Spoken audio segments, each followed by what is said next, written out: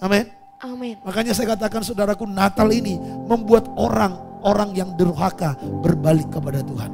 Bahkan orang Majus yang tadinya ahli nujum, ahli sihir, kembali kepada Kristus. Dan setelah ketemu dengan Yesus, mereka jalannya lain. Mereka gak ketemu lagi tuh dengan Herodes. Makanya anak Tuhan kalau sudah mengalami Kristus, pergaulannya beda.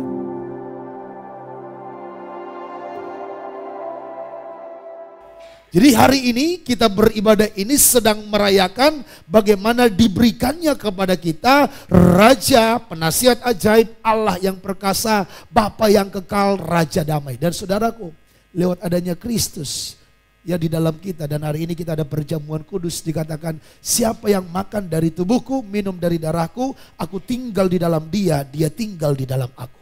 Amin. Saudara, dengan diberikannya Kristus bagi kita, maka keperkasaan Tuhan ada di dalam kita. Itu makanya orang percaya itu dikatakan tanda-tanda ini akan menyertai orang percaya. Mereka apa? Akan memberitakan nama Tuhan. Mereka akan apa? Mengusir setan dalam nama Tuhan. Iya, dikatakan saudaraku seorang prajurit. Coba ayat 3-nya naik sebentar.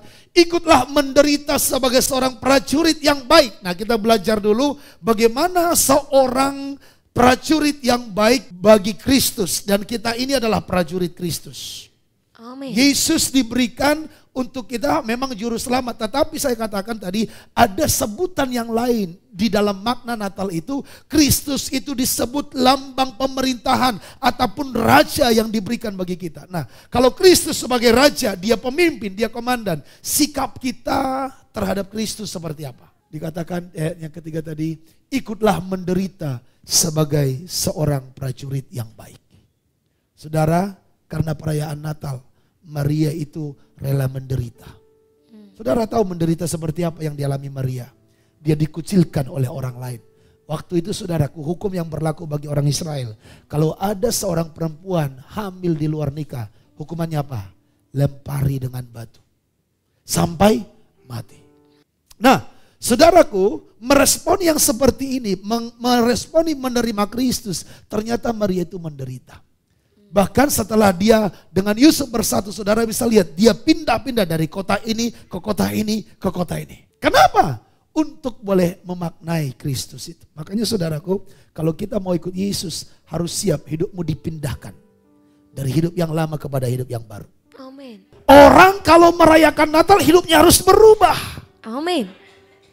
Orang Majus pertama-tama ketika mereka mau ketemu Yesus, mereka carinya siapa? Herodes. Tapi setelah ketemu Yesus, mereka pulang dari jalan yang lain. Herodes itu temannya dia. Jadi orang Majus itu masih connect dengan Herodes. Nah, kita tahu Herodes kan?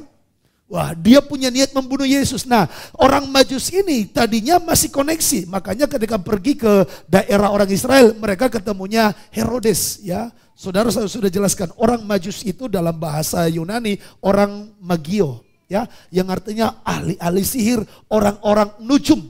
Jadi mereka itu orang-orang yang percaya tentang ramalan dan lain sebagainya. Tetapi setelah mereka ketemu dengan Yesus, bertemu dengan Kristus yang telah lahir, mereka jalan hidupnya berbeda. Amin. Amin. Makanya saya katakan saudaraku, Natal ini membuat orang yang durhaka berbalik kepada Tuhan.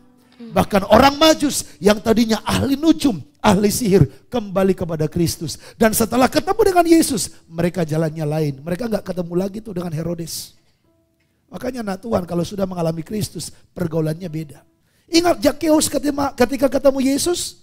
Wah, dia berusaha naik ke pohon. Lalu setelah itu ketemu dengan Yesus, dia sambut Yesus di rumahnya. Yesus makan di rumahnya, dia bilang apa? Saya mau bertobat. Mata uang nih si Zakheus. Tapi setelah ketemu Yesus jadi murah hati. Enggak pelit lagi. Kalau kita sudah ikut Yesus berubah. Tak bisa enggak, berbeda. Cara menanggapi masalah berbeda.